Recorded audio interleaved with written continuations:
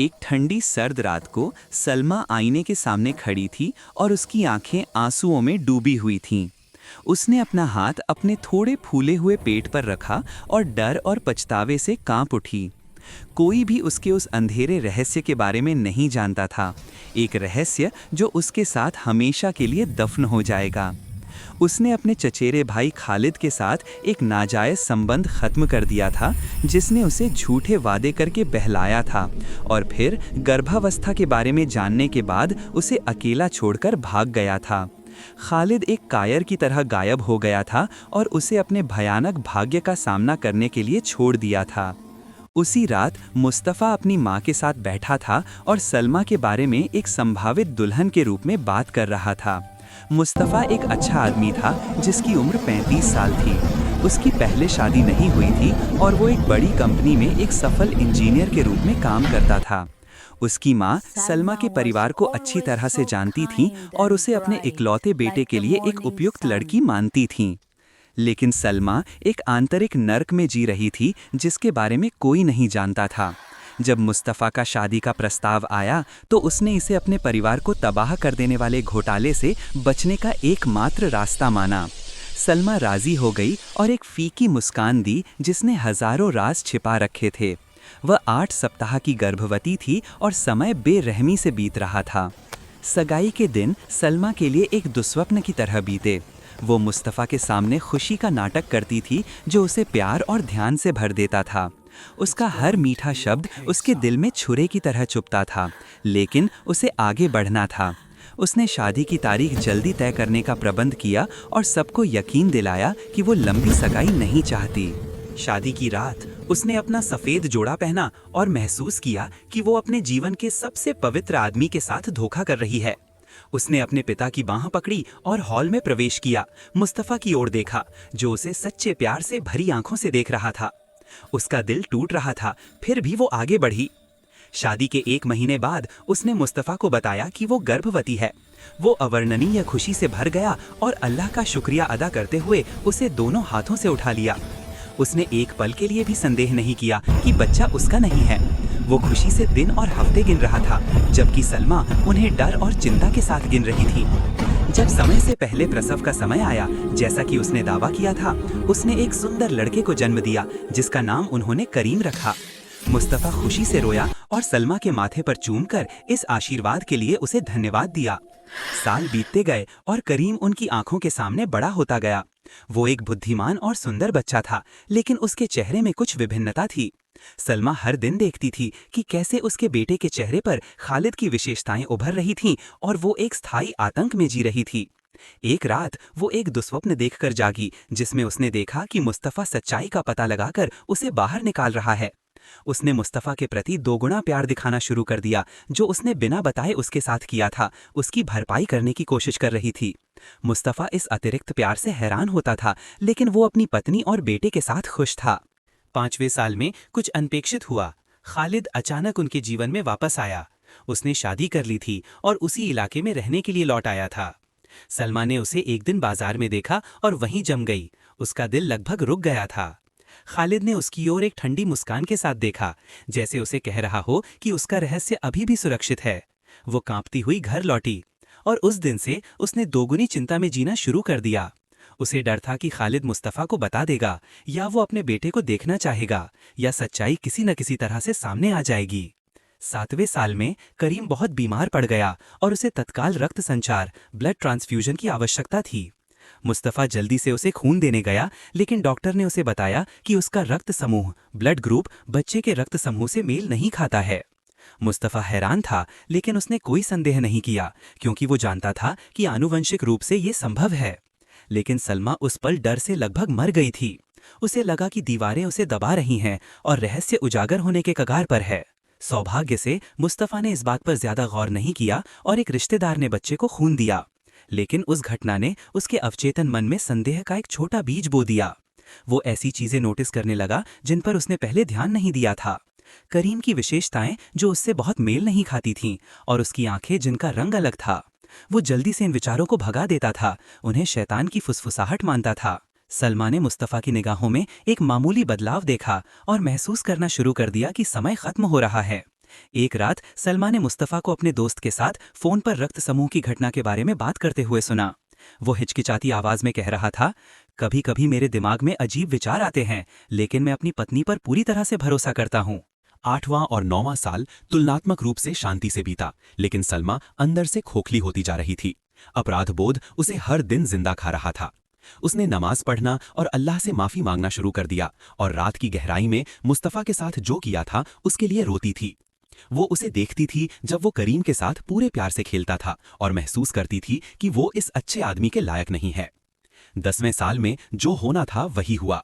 रिश्तेदारों की एक शादी के कार्यक्रम में परिवार जमा हुए थे और खालिद अपनी पत्नी के साथ मौजूद था। मुस्तफ़ा और खालिद एक ही मेज पर बैठे और अपने बच्चों के बारे में बात करने लगे। अचानक खालिद ने करीम की ओर देखा और एक रहस्यमयी मुस्कान के साथ कहा, तुम्हारा बेटा काफी हद तक मेरे जैसा दिखता है, अजीब। ये एक सामान्य मजाक था, लेकिन ये सलमा पर बिजली की तरह गिरा। उसने देखा कि कैसे मुस्तफ़ा ने खालिद की ओर देखा, फिर करीम की ओर, फिर उसकी ओर। उसकी आंखों में एक शांत भयानक सवाल था। वे भारी नीरवती में घर लौटे और सलमा जानती थी कि कुछ बदल गया है। उस रात मुस्तफ़ा सोया नहीं। वो अंधेरे में बैठा सब कुछ सोच रहा था। जल्दी गर्भावस्था, रक्त समूह, करीम की विशेषताएं, खालिद की वो सामान्य बात। उसके दिमाग में खंडित हिस्से एक साथ आने लगे और इनकार करने की कोशिश के बावजूद तस्वीर साफ हो गई। अगली सुबह मुस्तफ़ा ने सलमा की ओर अलग नजर से देखा। उसने कुछ नहीं कहा, लेकिन उसने बदलाव महसूस किया। संदेह जहर की तरह उसके दिल में प्रवेश कर चुका था। उसने किसी को बताए बिना डीएनए टेस्ट कराने का फैसला किया। खेल खेल में उसने करीम के बाल से एक नमूना लिया और एक अलग शहर की एक विशेष लैब में गया। उसने पूरे 2 हफ्ते इंतजार किया, जो उसके जीवन के सबसे लंबे 2 हफ्ते थे। वो सलमा के साथ सामान्य व्यवहार करता था, लेकिन उसका दिल अंदर से टूट रहा था। परिणाम प्राप्त करने के दिन वो सुबह कांपते हुए घर से निकला। उसने अपनी कार में लिफाफा खोला और उस परिणाम को पढ़ा जिसने उसके जीवन को तबाह कर दिया। पितृत्व की संभावना 0%। लिफाफा उसके हाथ से गिर गया और कई सालों बाद वो पहली बार रोया। वो सिर्फ धोखे के लिए नहीं रो रहा था, वो अपने जीवन के 10 साल के लिए रो रहा था जो एक झूठ पर बनाए गए थे। वो शाम को फीके चेहरे के साथ घर लौटा। उसने करीम की ओर देखा, जो खुशी से उसकी ओर दौड़ता हुआ आया और अब्बा चिल्लाया तो उसे अवर्णनीय दर्द महसूस हुआ। ये मासूम बच्चा जिसे उसने अपने पूरे दिल से प्यार किया था, उसका अपना बेटा नहीं था। लेकिन सबसे मुश्किल काम था सलमा की ओर देखना, जो रात का खाना तैयार करते हुए उसकी ओर मुस्कुरा रही थी, अनजाने में कि उसे सब कुछ पता चल गया है। मुस्तफ़ा ने तुरंत सलमा का सामना नहीं किया। वो समझने और अपने फैसले पर सोचने की कोशिश कर रहा था। उसने नीरवता में दिन गुजारे, उसे और उसके हर कदम को देखता रहा। सलमा ने बदलाव को नोटिस किया और डर फिर से उसके दिल में प्रवेश करने लगा। एक रात जब करीम सो रहा था, मुस्तफ़ा सलमा के सामने बैठा और शांत लेकिन दर्द भरी आवाज में बोला, मैं तुमसे सिर्फ एक सवाल पूछना चाहता हूँ और मुझे सच्चाई चाहिए। सलमा कांप उठी और महसूस किया कि जिस पल से वो 10 सालों से भाग रही थी, वो आखिरकार आ गया है। उसने टूटी हुई आवाज में पूछा, करीम, क्या वो मेरा बेटा है? सलमा पूरी तरह से टूट गई और फूट फूट कर रोते हुए घुटनों पर बैठ गई। वो अब झूठ नहीं बोल सकती थी, इसलिए उसने सब कुछ कबूल कर लिया। अपनी रोने के बीच उसने उसे खालिद, गर्भावस्था, घोटाले का डर और सब कुछ बताया। मुस्तफ़ा उसे सुनते हुए पत्थर की मूर्ति की तरह बैठा रहा और उसकी आंखों से चुपचाप आंसू बह रहे थे। जब उसकी बात खत्म हुई तो उसने उसकी ओर देखा और एक टूटी हुई आवाज में कहा, 10 साल, मैंने अपनी जिंदगी के 10 साल एक झूठ में बिताए। वो उठा और उसकी ओर देखे बिना कमरे से बाहर निकल गया। उस रात उन दोनों में से कोई भी सो नहीं पाया। अगले दिनों में घर एक शांत नरक बन गया। मुस्तफ़ा अपने काम पर जाता था और सलमा से बात किए बिना वापस आ जाता था। वो उसे पूरी तरह से अनदेखा करता था, लेकिन करीम के साथ वो सामान्य व्यवहार करने की कोशिश करता था। हालांकि मासूम बच्चा तनाव को नोटिस कर रहा था। सलमा खालिद का सामना करने गई, जो उसने उसके जीवन के साथ किया था। वो उसके घर गई और दरवाजा खटखटाया। जब उसने दरवाजा खोला तो उसने उसे अपनी पूरी ताकत से थप्पड़ मारा। वो चिल्लाई, तुमने मेरी जिंदगी बर्बाद कर दी, तुम्हारी वजह से ये सब हुआ। खालिद ने उसकी ओर ठंडे तरीके से देखा और कहा, तुमने खुद स्वीकार किया था, तुमने झूठ बोला था, अपनी पसंद के लिए मुझे दोष मत दो। उसके शब्द चाकू की तरह थे, लेकिन वे सच थे। सलमा पूरी तरह से तबाह होकर घर लौटी। उसी रात मुस्तफ़ा ने तलाक लेने का फैसला किया, लेकिन ऐसा करने से पहले उसने करीम के बारे में सोचा। वो बच्चा जिसे उसने 10 साल से पाला और प्यार किया था, वो उसे कैसे समझाएगा कि वो उसका असली पिता नहीं है? कैसे मासूम बच्चा इस आघात के साथ रहेगा? मुस्तफ़ा ने खुद को एक भयानक नैतिक दुविधा में पाया। वो सलमा से नफरत करता था, जो उसने उसके साथ किया था, लेकिन वो करीम को अपने बेटे की तरह प्यार करता था। उसने कई दिन गहन आंतरिक संघर्ष में बिताए, न्याय के अपने अधिकार और एक मासूम बच्चे के प्रति अपने प्यार के बीच। कई हफ्तों तक गहराई से सोचने के बाद मुस्तफ़ा ने एक कठिन निर्णय लिया। वो सलमा के साथ बैठा और बोला, मैं तुमसे अलग हो जाऊंगा, लेकिन मैं करीम को सच्चाई नहीं बताऊंगा, कम से कम जब तक वो बड़ा नहीं हो जाता और चीजों को समझने लायक नहीं हो जाता। सलमा रो रही थी और उसे माफ करने के लिए कह रही थी, लेकिन वो दृढ़ था। फिर उसने कुछ ऐसा जोड़ा जिसकी उसे उम्मीद नहीं थी। मैं करीम की जिंदगी में उसका पिता बनकर रहूंगा, क्योंकि सब कुछ के बावजूद मैं उससे प्यार करता हूँ, लेकिन तुम्हारा और मेरा रिश्ता खत्म। उसका फैसला उसकी महानता और मानवता का परिणाम था। उसने एक बच्चे के लिए अपनी खुशी का बलिदान देना चुना जो उसके अपने खून का नहीं था। तलाक शांति से हो गया और सलमा अपने माता पिता के साथ रहने चली गई। करीम नियमित रूप से मुस्तफ़ा से मिलता था और उसने अपने जीवन में कोई बड़ा बदलाव महसूस नहीं किया। मुस्तफ़ा ने उसे बताया था कि माता पिता कभी कभी अलग घरों में रहते हैं, लेकिन प्यार बना रहता है। सलमा ने अपने कर्मों के लिए गहन पछतावे में जीवन बिताया और अल्लाह के साथ अपने रिश्ते को ठीक करने की कोशिश करने लगी। वो नमाज पढ़ती थी, दुआ करती थी और रोती थी, अपने गुनाहों के लिए माफी मांगती थी। तलाक के 3 साल बीत गए और करीम 13 साल का हो गया। वो अपने माता पिता के अलगाव के कारण के बारे में और भी सवाल पूछने लगा और मुस्तफ़ा सीधे जवाब से बचता रहा। सच्चाई करीब आ रही थी, लेकिन कोई नहीं जानता था कि वो कब पूरी तरह से सामने आएगी। एक दिन करीम मुस्तफ़ा की अलमारी में स्कूल के कागजात खोज रहा था और उसे एक पुराना लिफाफा मिला जो गहरे दराज में छिपा हुआ था। उसने जिज्ञासा से इसे खोला और मुस्तफ़ा ने कई साल पहले जो डीएनए टेस्ट कराया था उसके परिणाम मिले। पहले उसने उन शब्दों को पढ़ा जिन्हें वो समझ नहीं पा रहा था, फिर सच्चाई उसे बिजली की तरह लगी। पितृत्व की संभावना 0%। वो कांपते हुए फर्श पर बैठ गया और कांपते हाथों से कागज पकड़े रहा। एक पल में हजारों सवाल उसके दिमाग में उमड़ पड़े। मैं कौन हूँ? मेरा असली पिता कौन है? उन्होंने मुझे इतने सालों तक झूठ क्यों बोला? जब मुस्तफ़ा काम से लौटा तो उसने देखा कि करीम एक भयानक नीरवता में बैठा है और कागज उसके सामने रखा है। मुस्तफ़ा अपनी जगह पर जम गया और जानता था कि जिस पल से वो डर रहा था वो आ गया है। वो शांति से करीम के बगल में बैठ गया और बात करने से पहले करीम ने दर्द भरी आवाज में चिल्लाया, मेरी पूरी जिंदगी एक झूठ थी। मुस्तफ़ा ने उसका हाथ पकड़ने की कोशिश की, लेकिन करीम हिंसक रूप से दूर हट गया। मुस्तफ़ा ने उसे उसकी सभी दर्दनाक बारीकियों के साथ पूरी कहानी बताई, कुछ भी नहीं छिपाया। उसने उसे अपने प्यार के बारे में बताया जो सब कुछ के बावजूद नहीं बदला था, और उसके फैसले के बारे में कि उसके जीवन में पिता बनकर रहना। करीम ये सदमा सहन नहीं कर सका, इसलिए वो गुस्से में घर से निकल गया और अपनी माँ सलमा का सामना करने गया। वो उसके पास खून से सनी आंखों और क्रोध के साथ दाखिल हुआ और कागज उसके सामने फेंक दिया, चिल्लाया, मेरा असली पिता कौन है? सलमा पूरी तरह से टूट गई और उसे खालिद और अपने पुराने पाप के बारे में बताया। करीम ने महसूस किया कि दुनिया उसके चारों ओर घूम रही है, इसलिए वो बिना किसी गंतव्य के घर से बाहर निकल गया। उसने अपनी पहचान और इस दुनिया में अपनी जगह को लेकर कई दिन भयानक मानसिक संघर्ष में बिताए, लेकिन एक हफ्ते बाद वो मुस्तफ़ा के घर लौट आया। वो उसके सामने खड़ा हुआ और टूटी हुई आवाज में बोला, तुमने मुझे पाला है और तुम हर पल मेरे साथ थे। मेरा रक्त समूह कुछ भी हो, तुम ही मेरे असली पिता हो।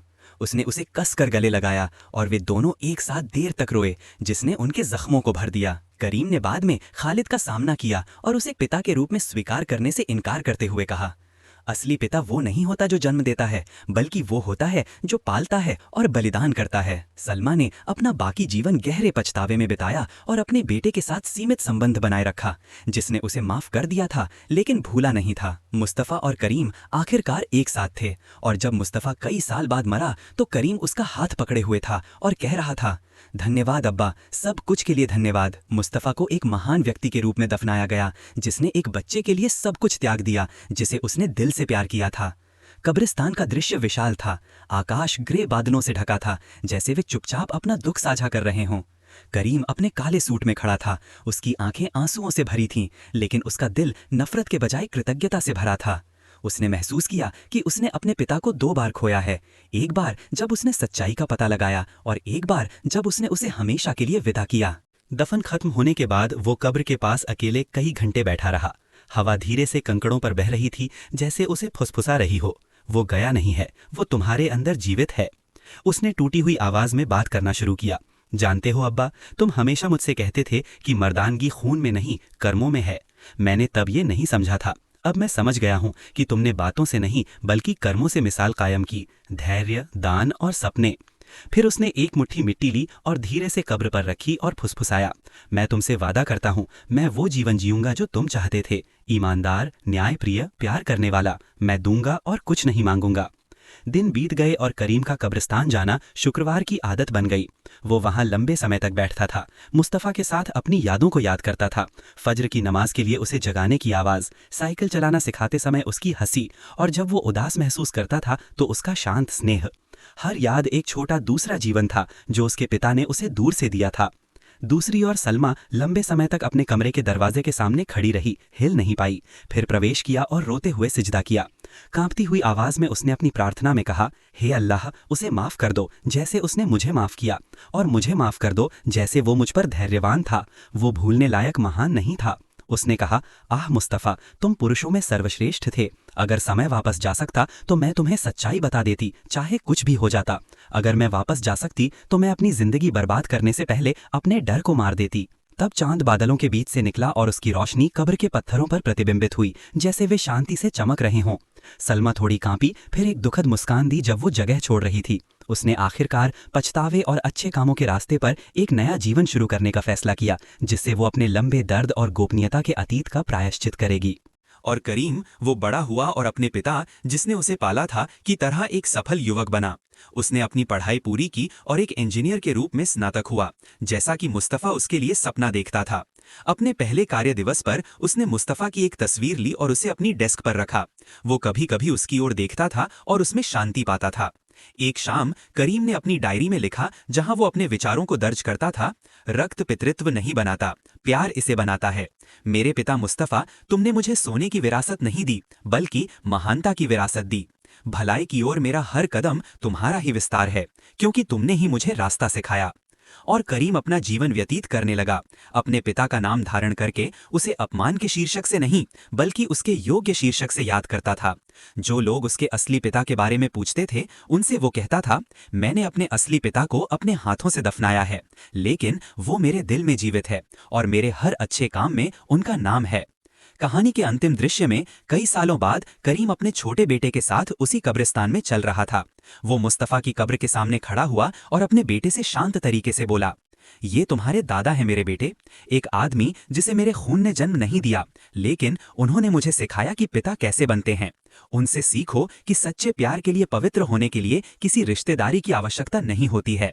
बच्चा मासूमियत से हंसा और बोला, मैं उनकी तरह बनूंगा अब्बा। करीम ने हंसकर उसे गले लगाया और बोला, ये वादा मेरे लिए काफी है, मेरे लिए काफी है कि उन्होंने जो भलाई छोड़ी है वो हमारे बीच जीवित रहेगी। और इस तरह कहानी समाप्त हुई, जिसने हमें सिखाया कि मानवता और महानता खून से अधिक शक्तिशाली है, और सच्चा प्यार सभी सीमाओं और विश्वासघात को पार करके हमेशा के लिए दिलों में अमर रहता है। ये कहानी हमें याद दिलाती है कि हम जो गलतियां करते हैं वे गहरे घाव छोड़ सकती हैं, लेकिन ईमानदार पछतावा और क्षमा सबसे गहरे घावों को ठीक करने में सक्षम है। मुस्तफ़ा ने हमें सिखाया कि असली ताकत बदले में नहीं है, बल्कि उस व्यक्ति को माफ करने और उसके लिए बलिदान करने की क्षमता में है, जिसे हम प्यार करते हैं, भले ही इसके लिए हमारी व्यक्तिगत खुशी की कीमत चुकानी पड़े। और सलमा ने हमें सिखाया कि पाप चाहे कितना भी लंबे समय तक चले, एक दिन उसे सामने आना ही होता है, और झूठ चलती हुई रेत के अलावा किसी चीज पर नहीं बनता। और करीम ने हमें सिखाया कि सच्चा पितृत्व प्यार, बलिदान और सालों से बनता है, सिर्फ खून और वंश से नहीं। हम महान अल्लाह, जो अर्श के महान प्रभु हैं, से प्रार्थना करते हैं कि वो ऐसे हर व्यक्ति पर दया करे जिसने दूसरों की खुशी के लिए अपनी खुशी कुर्बान की है, और वो हर पछतावे के पछतावे को कबूल करे और उन्हें माफ करें जिन्होंने गलतियां की हैं और दिल से पछतावा किया है।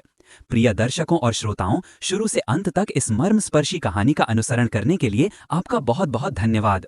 हम आशा करते हैं कि आपको इससे और इसकी महान शिक्षाओं से लाभ हुआ होगा, जो हमारे वास्तविक जीवन पर लागू होती हैं। सलात और सलाम अल्लाह की सृष्टि के सर्वश्रेष्ठ हमारे नबी और प्यारे मोहम्मद सल्लल्लाहु अलैहि वसल्लम पर हों।